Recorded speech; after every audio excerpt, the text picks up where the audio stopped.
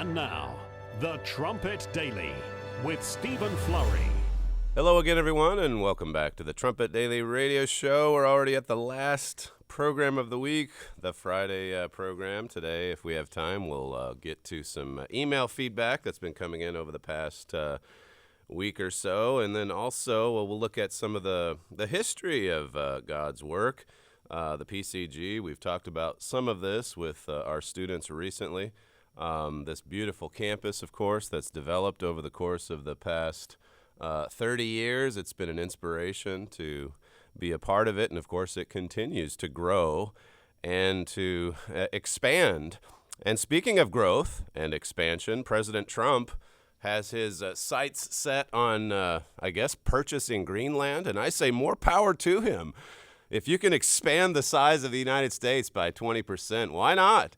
Why not do it? I think Greenland's about 3 times the size of Texas. So pretty ambitious. It says here at the Wall Street Journal, the idea of the U.S. purchasing Greenland has captured the former real estate developer's imagination, according to people familiar with the discussions, who said Mr. Trump has, with varying degrees of seriousness, repeatedly expressed interest in buying the ice-covered, autonomous Danish territory between the North Atlantic and the Arctic Oceans. So we've got some details, I guess, to sort out with Denmark, but that seems like it's doable. And if anyone can do it, you would think it would be this president. Who knows how serious he is, but it is kind of somewhat humorous. And also, I think it does capture that American spirit that we haven't seen in quite some time. It says, in meetings, at dinners, and in passing conversations, Mr. Trump has asked advisors whether the U.S. can acquire Greenland, listened with interest when they discuss its abundant resources and geopolitical importance, and according to two of the people, has asked his White House counsel to look into the idea. There's a beautiful shot there on the YouTube feed of Greenland. The ideas, the possibilities. I think the only thing that can make this story even better is if Boris Johnson announced that they were trying to acquire Iceland. If Britain gets Iceland and we get Greenland, you guys got to pull up a map of some sort so I can see how we can manage this. But if you get a channel from Britain, maybe Northern Ireland over to Iceland, and then get a channel from Iceland to Greenland, and then if we connected, we'd have to work out some kind of corridor with Canada. But you've got the resurgence then complete. You've got United States, Great Britain, the temporary resurgence, and then the story comes to a dramatic conclusion. Well, that'll never happen, but who knows? There's the beautiful map. Yeah, you see just how close everything is. What would Russia think about the United States acquiring Greenland so close to all the activity at the North Pole? Well, we'll keep our eyes on this and give you any further reports on it down the road. Speaking of the temporary resurgence, there's a story at the American Spectator about President Trump restoring the UK to the front of the queue. And just one paragraph that I wanted to draw your attention to here, it refers to some history from the 1980s, saying that the Anglo-American alignment of the Reagan-Thatcher years led to momentous achievements, including the fall of the Iron Curtain. It says, with the current goodwill on both sides of the Atlantic, perhaps we're moving into a new chapter in which similar heroic events will again be possible. That's from the American Spectator, hearkening back to that time during the 1980s when you had the United States and Great Britain perhaps at their closest. And all of those things, those dramatic events happening in the world, talking about a resurgence. And here we are today. Pretty amazing to watch. Of course, we know, in all seriousness, we know it's going to be very short-lived. It certainly isn't going to solve the many problems of our nations. And there are so many problems and troubles that we're grappling with, and you see it in the headlines every day, all of this hatred and division. There was a story at PJ Media about if Donald Trump's responsible for attacks like at El Paso, then where are the media when it comes to all of the left-wing attacks? There have been quite a few attacks on ICE agents down at the border.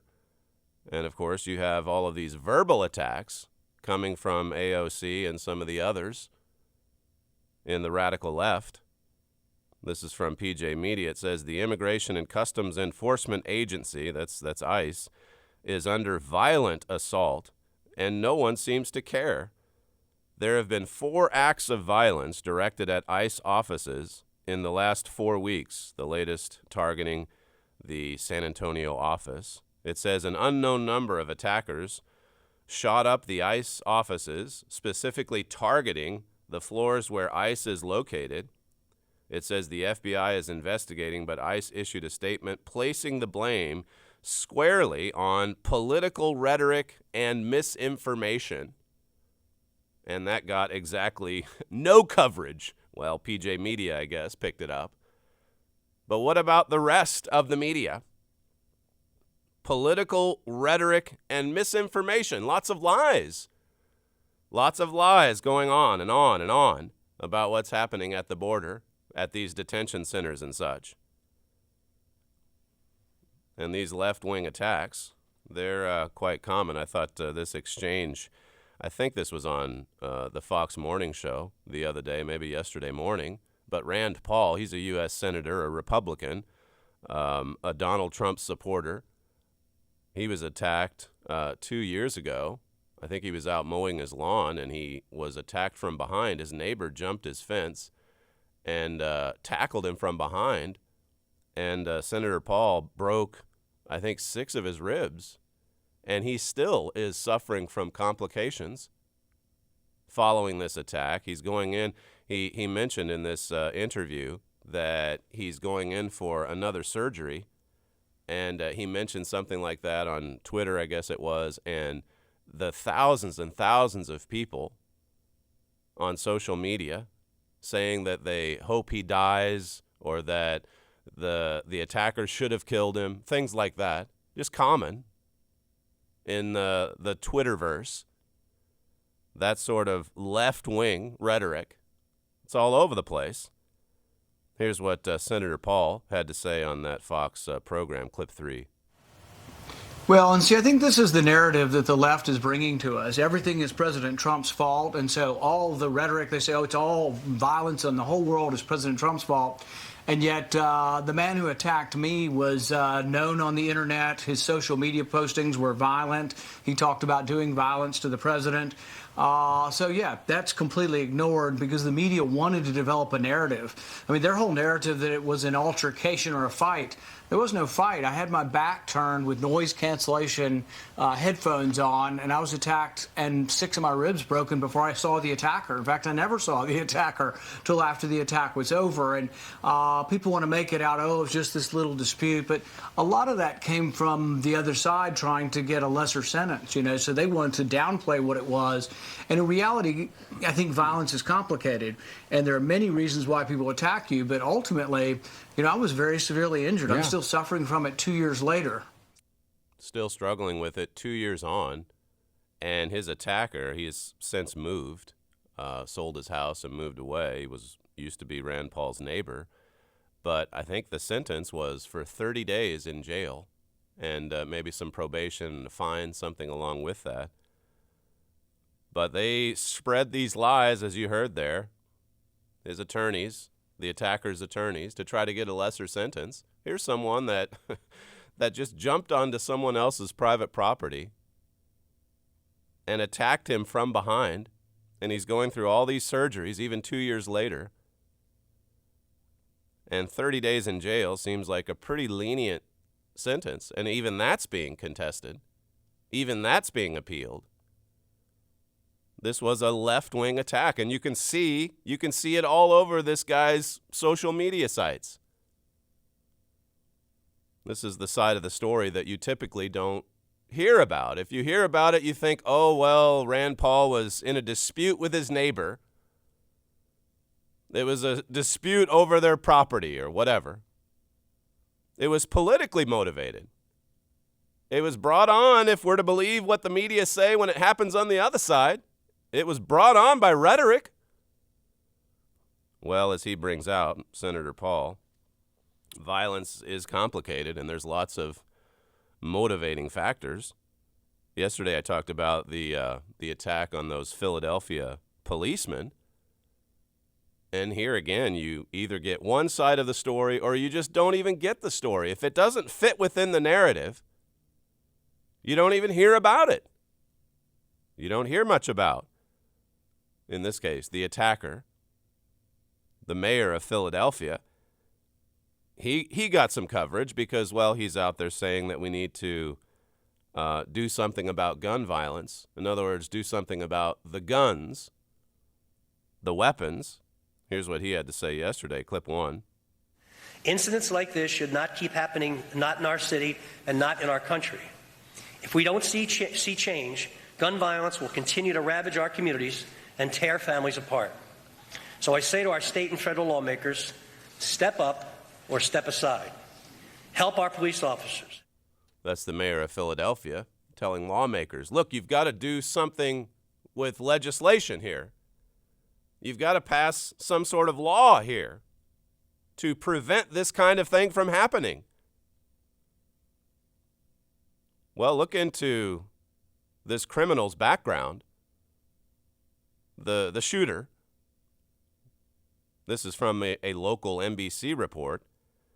It says, Hill's criminal record dates back almost 2 decades and includes convictions on illegal gun possession.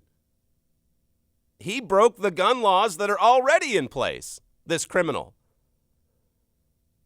He was first arrested as an 18-year-old in 2001 for illegally possessing a gun with an altered serial number, court records show. He was found guilty on 5 counts related to that arrest. In 2002, this goes back decades.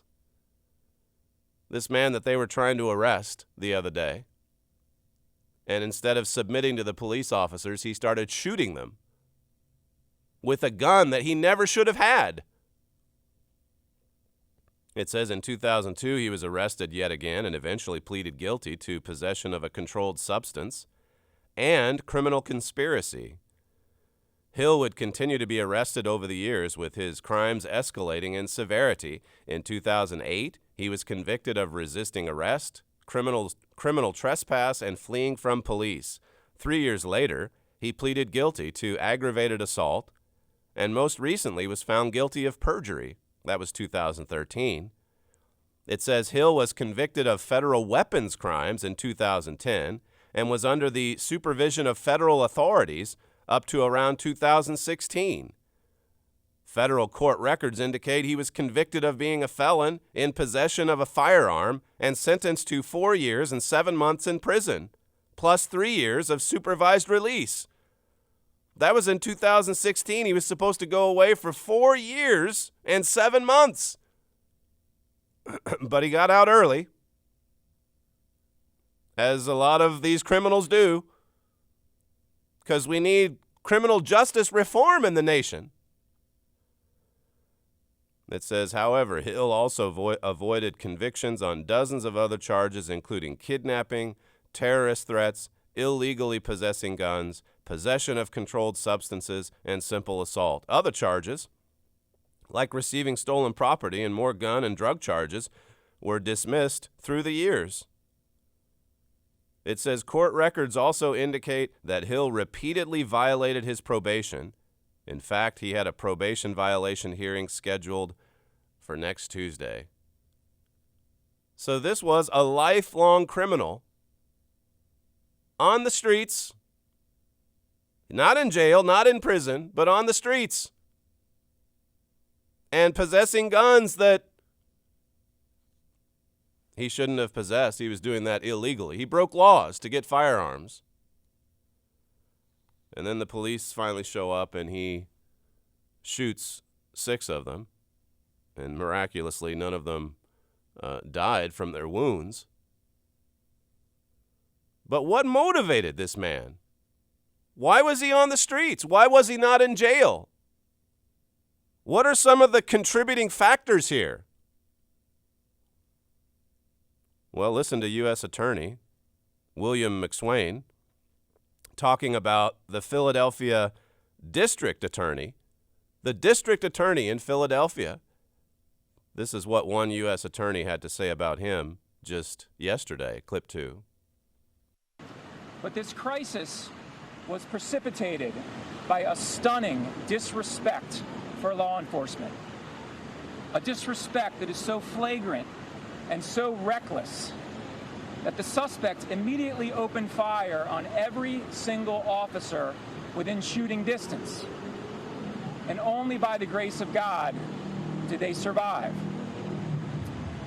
So my question is, where does such disrespect in this city come from?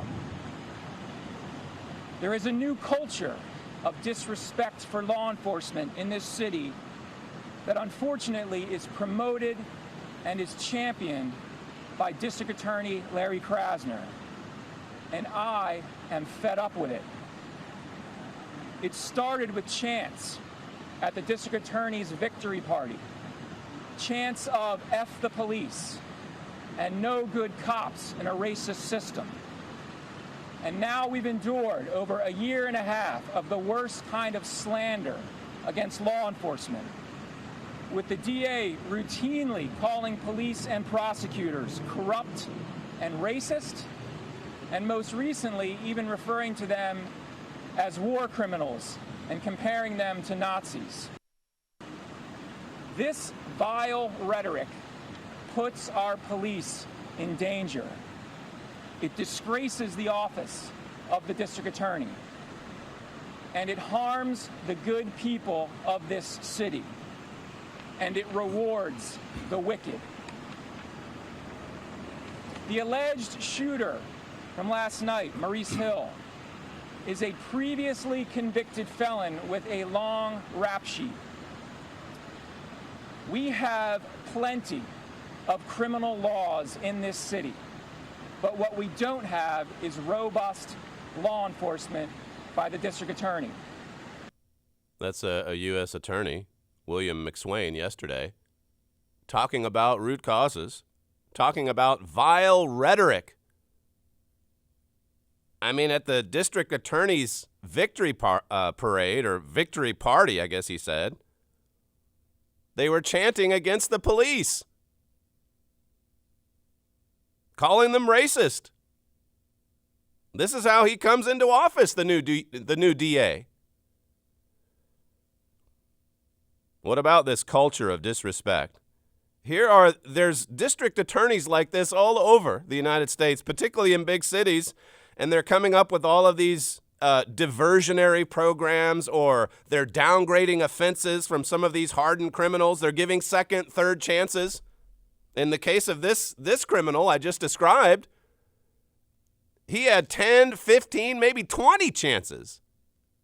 Back on the street, in jail for a little bit, then back on the street. All these criminal laws that were just ignored. All of these excuses made for the criminal. The criminal set free. And then the vile rhetoric to go along with it. Do you think that has anything to do with why the people in the community where this criminal was shooting police officers, they were cheering? They were celebrating. Well, they were chanting it at the district attorney's victory party just a year and a half ago. In the minds of a lot of these residents in Philadelphia, the police are the problem. And so if a thug who's had all of these violent offenses starts shooting the police, he's justified. Oh, yes. The police, they're the problem, not this criminal roaming the streets of Philadelphia. There was one column at the Washington Post, surprisingly, talking about how that this case is not unique. He gives a few examples. A California highway patrolman was killed by a felon on Monday night, and 2 of his colleagues were badly wounded during a gun battle after a traffic stop on the freeway in Riverside. The shooter used an AR-15 assault-style rifle without a serial number, which makes it untraceable, according to the LA Times. So here's another felon who had a gun who got one illegally. The gun laws were already in place to prevent this, but he got it anyhow. It says a sheriff's deputy was fatally shot last month in Arkansas when he responded to a domestic violence call. That same deputy had reportedly arrested the man who would kill him for hitting someone else with a metal pipe in April 2018. It says the perpetrator had been charged with making terroristic threats, aggravated assault, and second-degree battery. Another instance where a criminal is given another chance and another chance and another chance, and then finally he murders a sheriff's deputy. It says something similar happened in June in Sacramento, where local police were helping a woman collect her belongings from a home as part of a domestic violence call, when Adele Ramos allegedly opened fire on them and mortally wounded Officer Tara O'Sullivan, 26 years of age. Court records show that Ramos, who is facing murder charges, has a history of domestic violence restraining orders. At the time of the shooting, he was wanted on a bench warrant and had been issued 9 days earlier for failing to appear on the charge that he battered a young woman last year. In addition to murder, the 45-year-old Ramos is also charged with felony possession of an AR-15 with a non-fixed magazine and a pistol grip, as well as felony possession of another assault rifle with a telescoping stock, according to a Sacramento affiliate. Here's another criminal who, technically speaking, is not allowed to own a gun. It's illegal for him to have a weapon, for him to have an AR-15. But he had one, and he used it. And this sort of thing goes on all the time. We need Greenland just to build a huge prison. Greenland should be America's Australia. There's so many criminals. No offense to our Australian listeners. It's a beautiful country now. Just referring there to the history. But look at the criminals and the thinking, the twisted, demented thinking. This shooter in Dayton, Ohio, he was on, I guess the autopsy shows he was on cocaine, alcohol. We've talked before about his addiction to video games. Look at what we're filling our minds and our bodies with. And like Rand Paul says, instead of addressing so many of these different causes, it's just one person who's targeted. He's to blame for all the violence in the world. This case in Philadelphia, just a sad case of what happens when you're not enforcing the laws that are already there. How easy is it for someone like the mayor of Philadelphia to come forward after a tragedy and to say, now you lawmakers, you better get busy.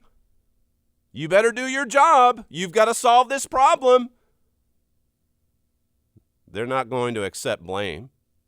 They're not going to look at themselves. They're not going to look at their own administration. They're not going to go back to that district attorney's party, his victory party, and say, well, you know, maybe we shouldn't have been chanting those things about the police. And then, just stepping back, you look at the national media, and they just don't cover it. You have to go to this local report, this local NBC report, to find out about this guy and his rap sheet. This is not a unique instance, as the Washington Post column brings out. You can bounce right around the country and see this kind of thing happening over and over again. You're listening to Stephen Flurry, and this is the Trumpet Daily Radio Show. If you'd like to email the program, you can send comments to td@kpcg.fm. We'll be right back.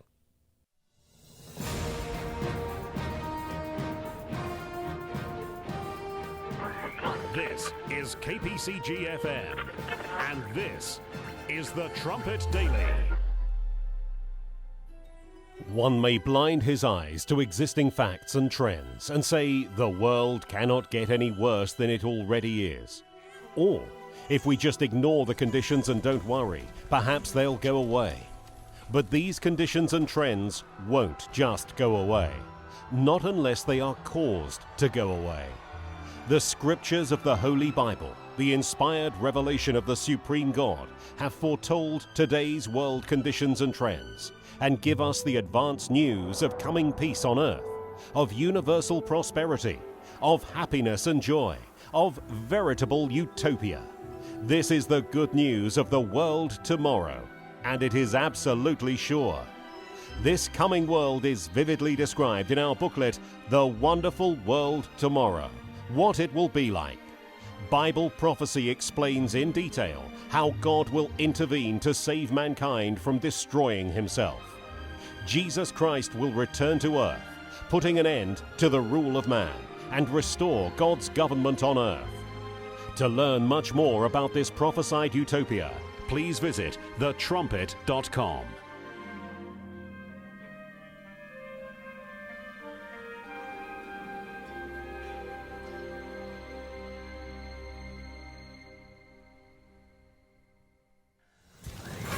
The Trumpet Daily. I had some congestion last weekend, and it seems like my voice still hasn't yet fully recovered, so I appreciate your patience dealing with more of a grovelly voice these past few programs, but at least I can still speak, so I'm grateful for that. Hopefully over this coming weekend, giving the voice a little bit of a rest will be good for next week. Speaking of next week, by the way, we've got the personal appearance campaign scheduled for Detroit, Michigan. That's on Sunday evening or late afternoon, and then also Monday night. So the Detroit Pack is a 2-day event, and then Tuesday night we will be in Cincinnati, Ohio. So a 3-day event. We're going to be traveling up there, also with Mr. Hilliker and his wife. So he's got some ideas about capturing some audio, hopefully that we can put on my program and also perhaps on his as well. He's got the Wednesday Trumpet Hour program, as well as the weekly roundtable with all of the trumpet writers on Friday. That would be today, so that's at 4 p.m.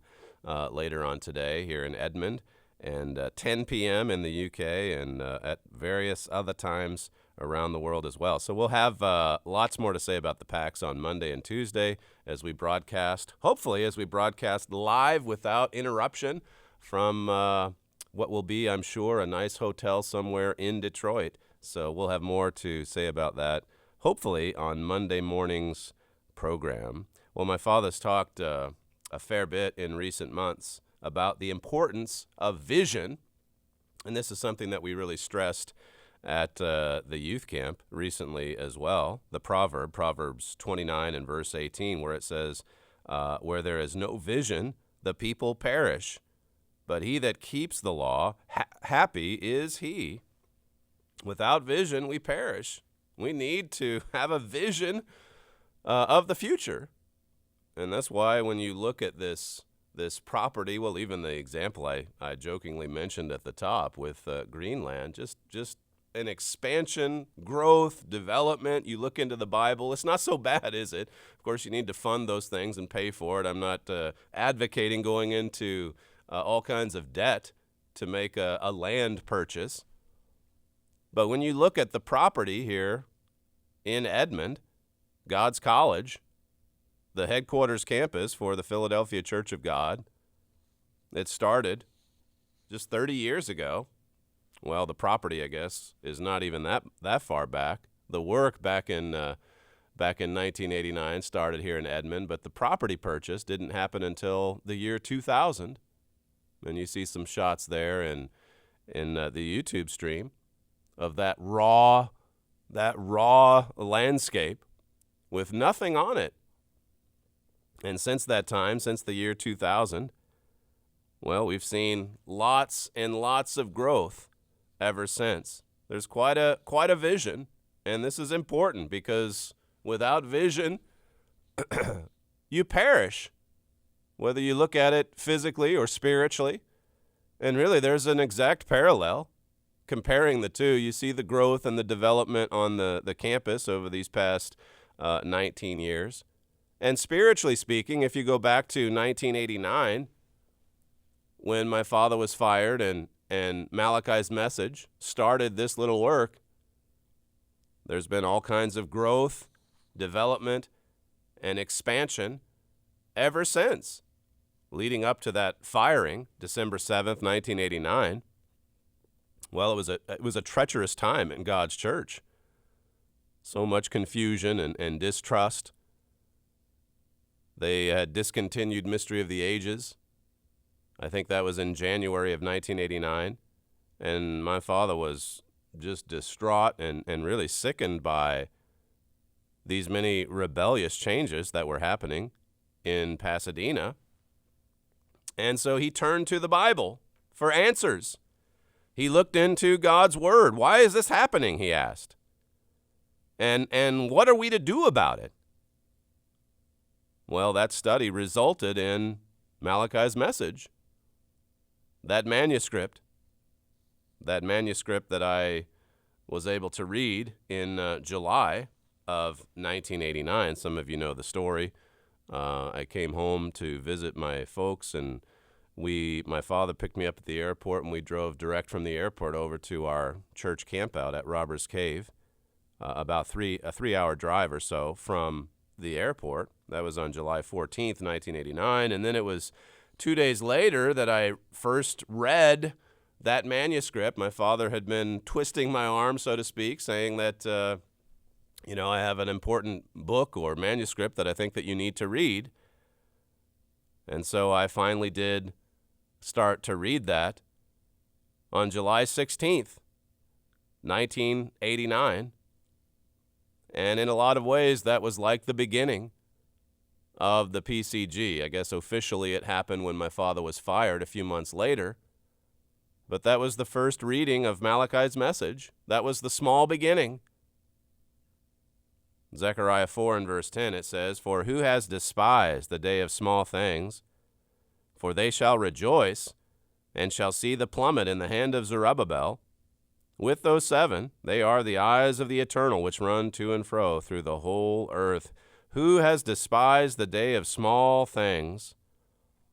The day of small beginnings. My father wrote in Malachi's message that perhaps the church's biggest problem today is despising the day of small things. Despising that small beginning. It's a small start, but look at where it leads if you stay with it, if you walk in faith, if you're with God, if you're with Christ. The work under Herbert Armstrong, that started in the smallest of ways as well. Verse 7, just backing up here in Zechariah 4, it says, "Who are you, O great mountain? Before Zerubbabel you shall become a plain, and he shall bring forth a headstone thereof with shoutings, crying, Grace, grace unto it." So this work started through Mr. Armstrong in the smallest of ways, but all along the way, look at the many mountains of obstacles that God just simply moved aside so that Mr. Armstrong could go forward. And the same has happened with the PCG, the Philadelphia Church of God, and all the growth that happened following the start. December 7th, my father's fired along with his assistant, his faithful assistant, John Amos. And there were just the 12 people originally in the church, and I think something like $80 in the bank. So nothing, really, nothing to speak of.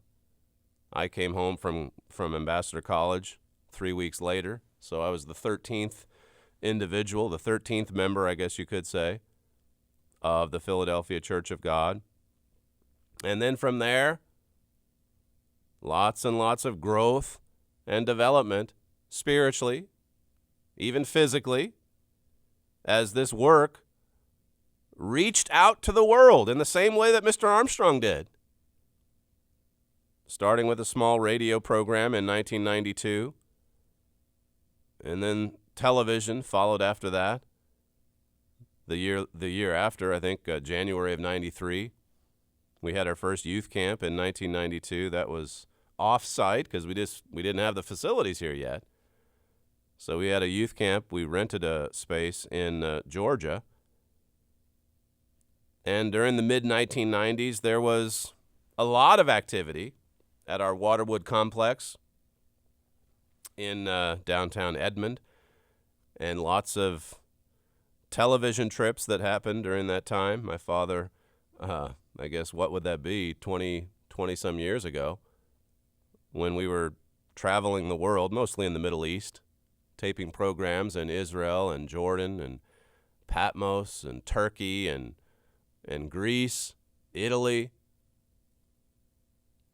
A lot of memorable TV shows or TV programs from the mid-1990s.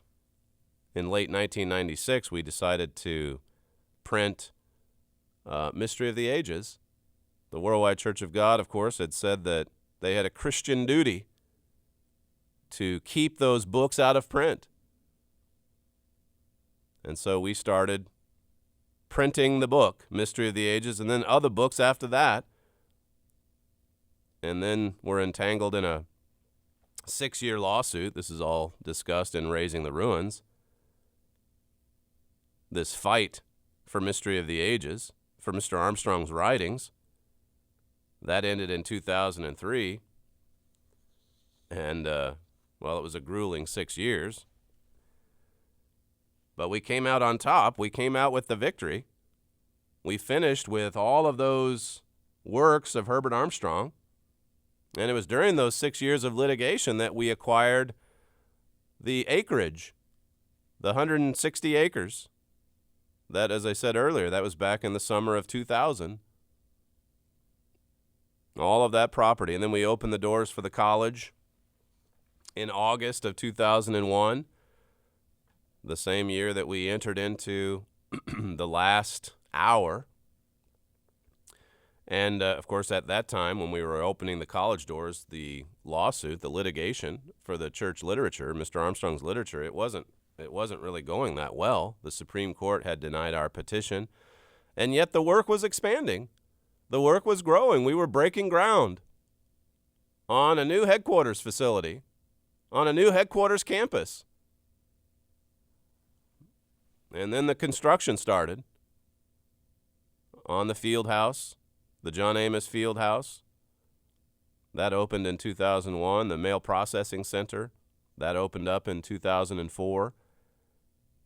And then we started in on construction with the Hall of Administration. The doors of the Hall of Ad opened up in, I think, 2006. That was the same year that we had our first Jerusalem dig. We sent three of our students to Jerusalem. We met Dr. Eilat Mazar, for the first time, and then started with the dig, and that continued in 2007. 2007 was the year we decided to move forward on construction of the auditorium, the Armstrong Auditorium, and that went on for a couple of years. The dedication for the auditorium, that was in 2010. We had another major dig in 2012, 2013, some dramatic finds in Jerusalem. We purchased Edstone in 2014, and you look at Edstone today, 4 or 5 years on, beautiful campus in the heart of England. We were at Edstone in our first year when we started with this radio station. And that, in many ways, linked the two campuses together as we were broadcasting live in Edmond and Edstone. Well, now, as I said earlier, we're doing it pretty much from any hotel room that we stay at. The technology allows for us to do this.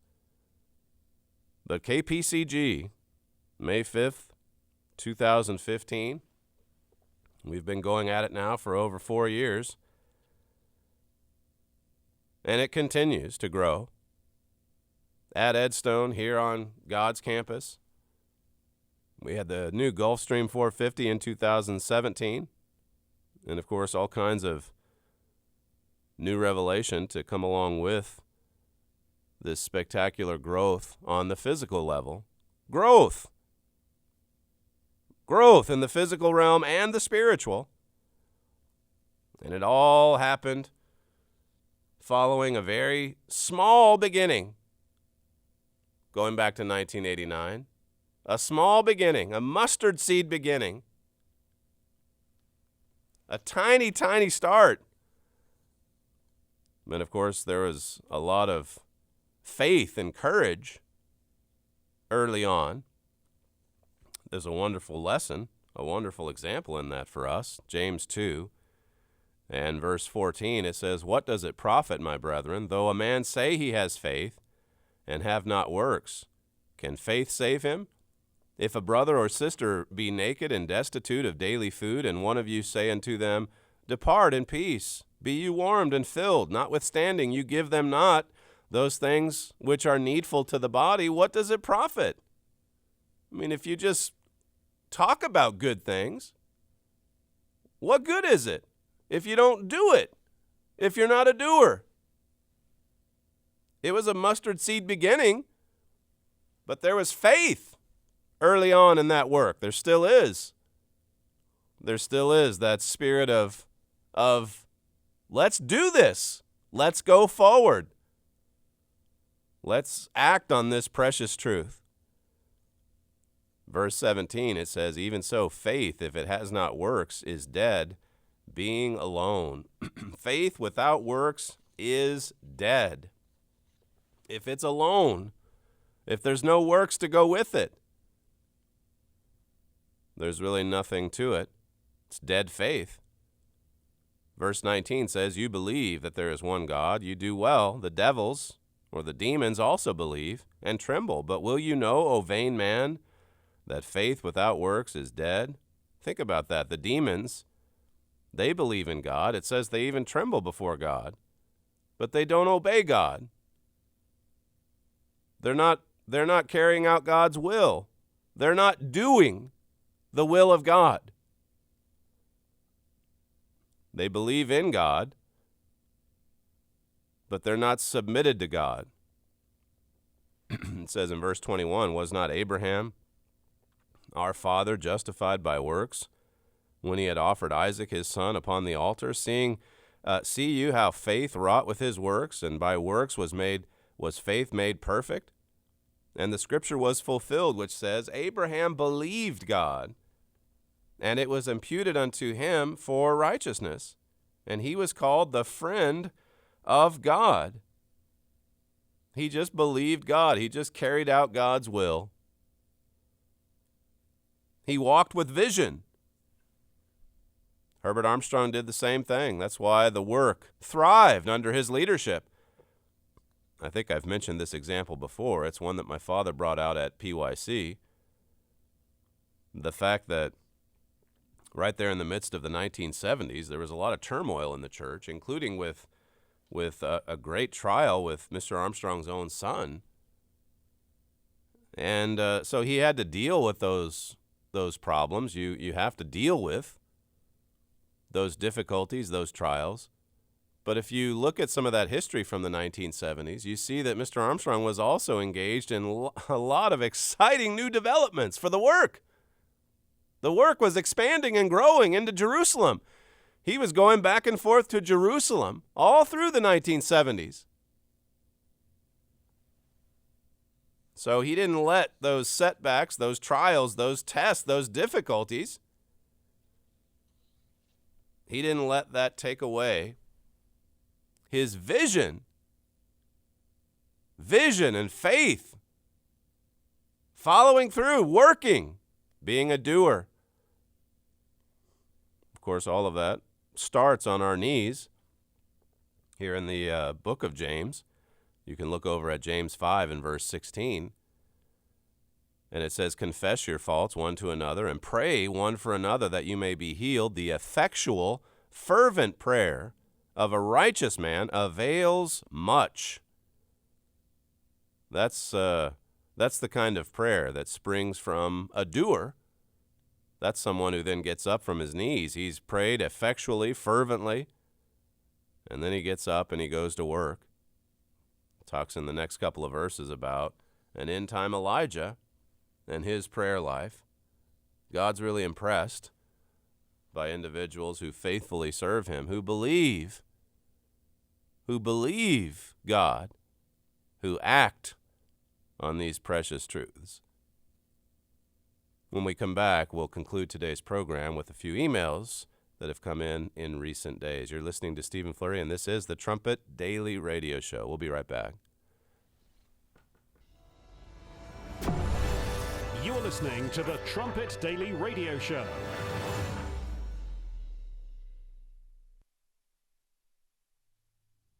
Is there a more urgent expression in the Bible than the last hour? When he wrote his epistles, the Apostle John thought it was the last hour before Christ's second coming. In fact, it was only a type of our time today. Every detail of what John prophesied is now being fulfilled. Request the last hour. Never before has proper time management been more important, and this book will give you the urgency you need to organize your life God's way. Request the last hour. As part of this free offer, request The 7 Laws of Success by Herbert W. Armstrong, one of his most popular books ever. If you want to be a successful life organizer, then you need to read The 7 Laws of Success by Herbert W. Armstrong. Again, both books are completely free, so contact us now and get the help you need to organize your life God's way.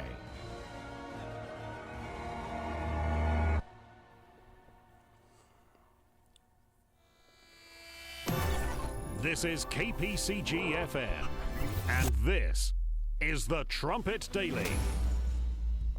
I have to leave just a few minutes early for a lecture here at the top of the hour, so I don't know how much time I'll have to squeeze some of these in, but let me just start. This is a longer one. It ties right in with the personal appearance campaign that's coming up in Detroit.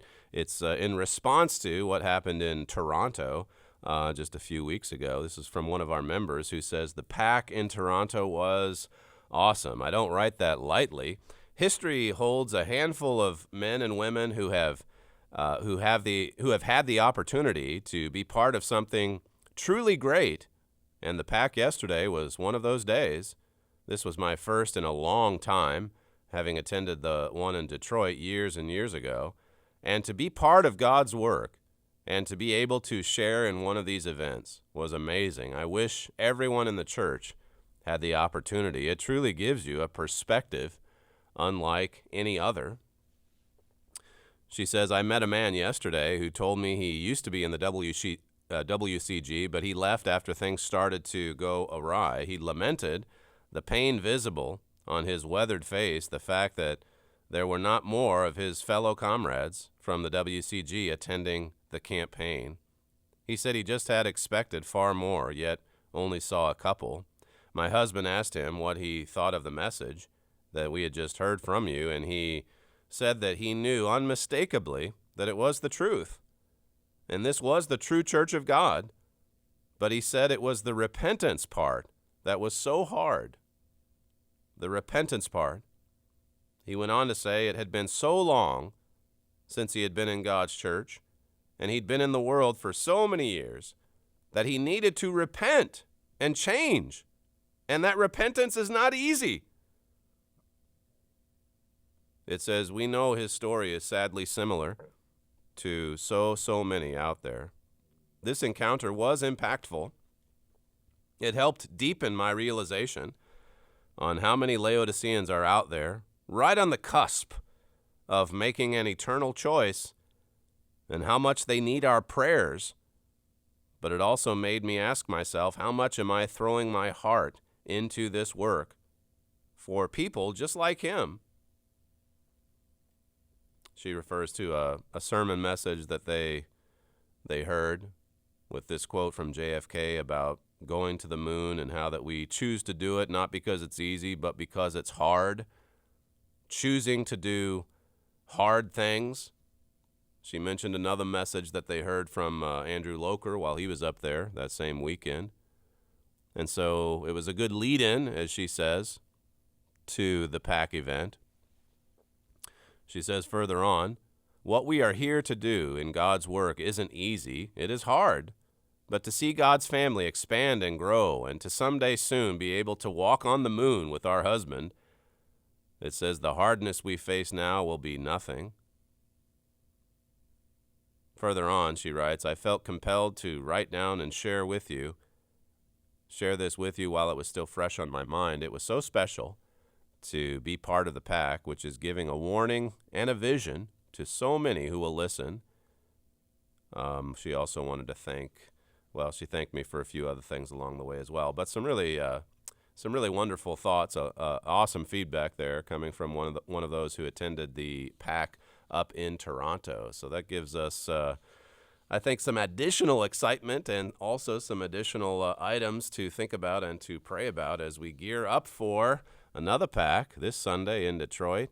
And then Tuesday night as well, following the 2-day event in Detroit, Tuesday night in Cincinnati. Well, that's all that I have time for today as I need to rush across campus here in the next few minutes. You're listening to Stephen Flurry, and this is the Trumpet Daily Radio Show. If you'd like to email the program, send feedback to td@kpcg.fm. Thank you for joining us today, and we'll see you next week.